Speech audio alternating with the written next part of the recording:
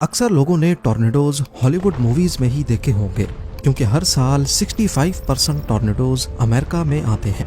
Tornadoes कैसे पैदा होते हैं और ये कितने खतरनाक हो सकते हैं? टॉर्नेडो, हरिकेन, टाइफून और साइक्लोन में क्या फर्क है और दुनिया में सबसे ज्यादा टॉर्नेडोज सिर्फ अमेरिका के इस छोटे से हिस्से में क्यों आते हैं? ज़ेम टीवी की वीडियोस में एक बार फिर से खुशामदीद। नाजरीन, टॉर्नेडो बादलों के एक ऐसे टनल को कहा जाता है जो गोल घूमता हुआ, स्पिन करता हुआ आसमान से जमीन की तरफ आता है। इनमें से ज्यादातर तो बहुत कमजोर होते हैं, लेकिन कई टॉर्नेडोज इतने ताकतवर होते हैं कि वो अपने रास्ते में आने वाली किसी भी चीज को नहीं छोड़ते। अगर वर्ल्ड मैप पे देखा जाए तो टॉर्नेडोज एंटार्क्टिका को छोड़कर बाकी तमाम कॉन्टिनेंट्स पे ही पाए जाते हैं। कहीं कमजोर तो कहीं इनको बहुत पावरफुल फॉर्म में देखा जाता है। हर साल पूरी दुनिया में 2000 टॉर्नेडोज रिकॉर्ड किए जाते हैं, जिनमें से 1300 सिर्फ अमेरिका में पैदा होते हैं और ये दुनिया के बाकी टॉर्नेडोज के मुकाबले में होते भी सबसे ज्यादा खतरनाक हैं। जहां पूरे अमेरिका में सालाना 1300 टॉर्नेडोज पैदा होते हैं, वहीं यहाँ एक ऐसा एरिया भी है जो अकेला साल में 800 के करीब टॉर्नेडोज बनाता है। इस एरिया में शामिल हैं टेक्सास, ओक्लाहोमा, कैंसस और नेब्रास्का। और इस खास एरिया को हम टॉर्नेडो एली कहते हैं। ये वो जगह है जहां टॉर्नेडोज के लिए बिल्कुल परफेक्ट कंडीशंस पाई जाती हैं। लेकिन इससे पहले हम ये जानें कि टॉर्नेडो एली में ही सबसे ज्यादा टॉर्नेडोज क्यों पैदा होते हैं, हमें पहले ये जानना होगा कि टॉर्नेडो बनता कैसे है। टॉर्नेडोज नॉर्मली थंडर स्टॉर्म के दौरान पैदा होते हैं, एक ऐसा खास किस्म का थंडर स्टॉर्म जिसको सुपर सेल कहा जाता है। ज्यादातर टॉर्नेडोज की पिक्चर्स देखी जाएं तो उसमें एक चीज कॉमन होती है और वो है ये वाला सुपर सेल। ये सुपर सेल नॉर्मली तब पैदा होता है जब ग्राउंड लेवल पे हवा की डायरेक्शन एक तरफ हो और आसमान में दूसरी तरफ। इन दोनों अलग अलग डायरेक्शन की हवाओं के दरमियान विंड टनल पैदा हो जाता है, जिसके अंदर हवा सर्कुलर पैटर्न में घूमती है। शुरुआत में ये विंड टनल हॉरिजॉन्टल होता है, जो कि नुकसान नहीं पहुंचा सकता। लेकिन अगर ये विंड टनल ऐसे एरिया के ऊपर हो जहां एवोपरेशन हो रही होती है तो फिर मामला गड़बड़ होना शुरू हो जाता है। जमीन का पानी भाप बनकर जब ऊपर की तरफ जाता है तो वो इस विंड टनल की डायरेक्शन को आहिस्ता आहिस्ता हॉरिजॉन्टल से वर्टिकल कर देता है और इसके वर्टिकल होते ही पूरी सिचुएशन ही चेंज हो जाती है। ये सिर्फ अब नॉर्मल थंडर स्टॉर्म नहीं, बल्कि ये स्पिन करता हुआ सुपर सेल बन जाता है।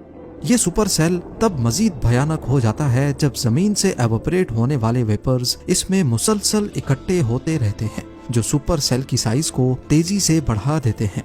अब क्योंकि सुपर सेल में हवाएं तेजी से घूम रही होती हैं, इसी वजह से जमीन से उठने वाले वेपर्स भी इसमें स्पिन करते हुए फनल की शेप में ऊपर जाते हैं, जिनको फनल क्लाउड कहा जाता है। कई सुपर सेल्स ऐसे होते हैं जिनमें एक या एक से ज्यादा फनल क्लाउड्स पैदा हो जाते हैं।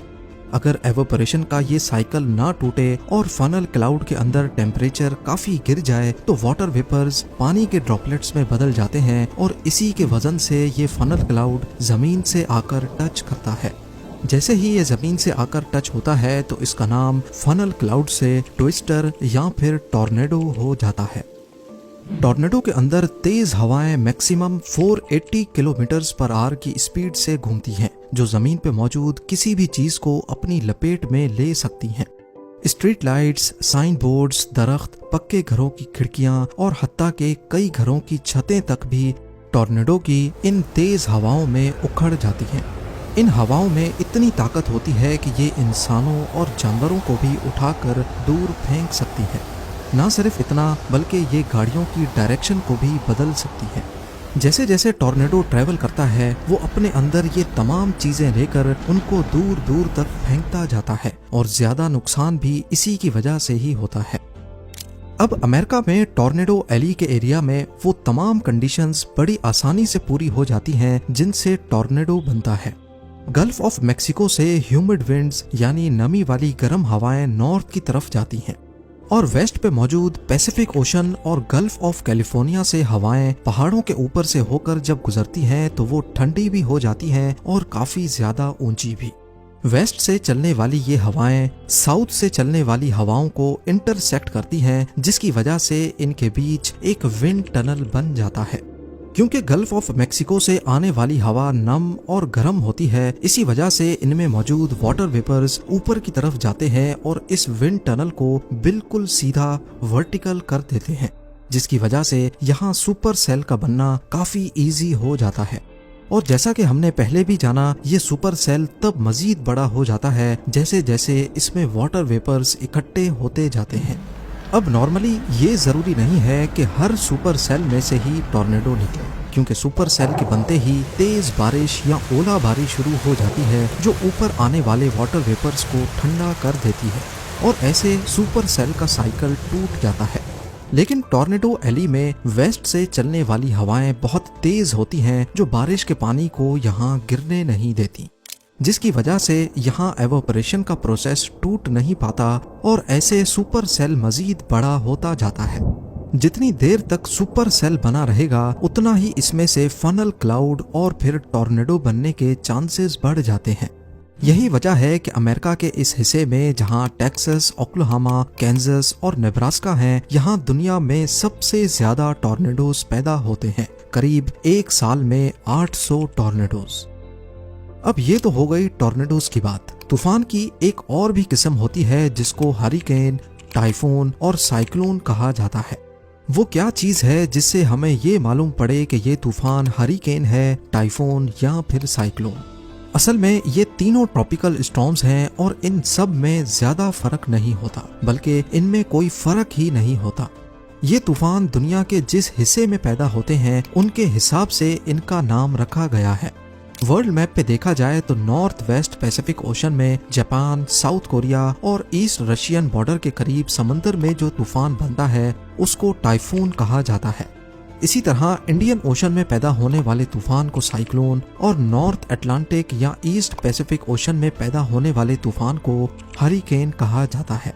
ये तीनों तूफान आपस में एक जैसे होते हैं, लेकिन अगर इनका मुकाबला टॉर्नेडो से किया जाए तो फिर काफी चेंज देखने को मिलता है। और इनमें सबसे बड़ा डिफरेंस होता है इनका साइज। जहां हरिकेन हैरत अंगेज तौर पे 1600 किलोमीटर तक फैल सकता है, वहीं सबसे बड़े टॉर्नेडो की साइज सिर्फ 2 किलोमीटर तक रिकॉर्ड की गई है। लेकिन अगर नुकसान की बात की जाए तो टॉर्नेडो होता भले ही हरिकेन से बहुत छोटा है, लेकिन नुकसान पहुंचाने में वो किसी से कम नहीं।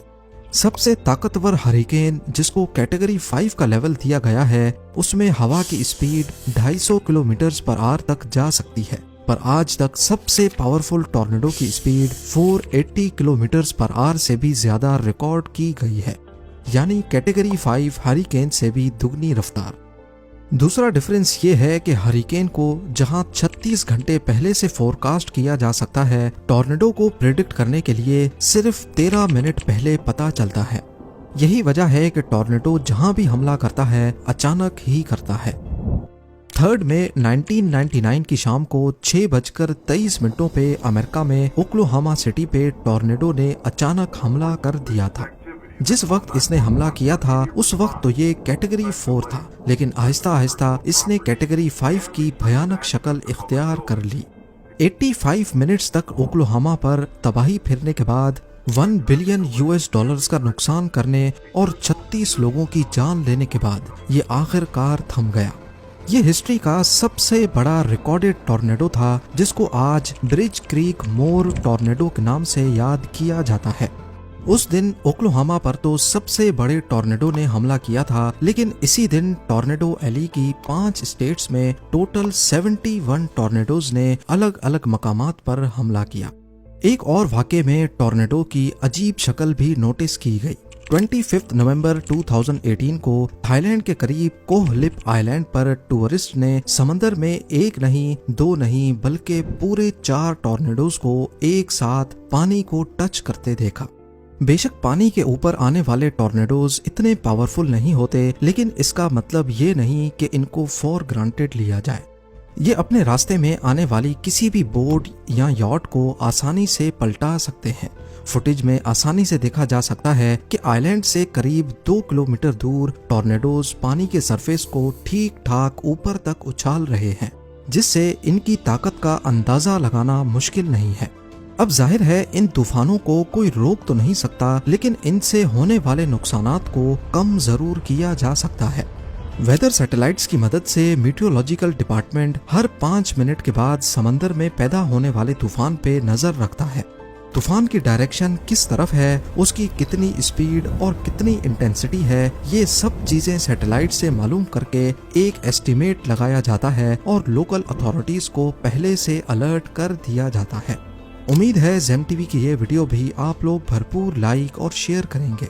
आप लोगों के प्यार भरे कमेंट्स का बेहद शुक्रिया। मिलते हैं अगली शानदार वीडियो में।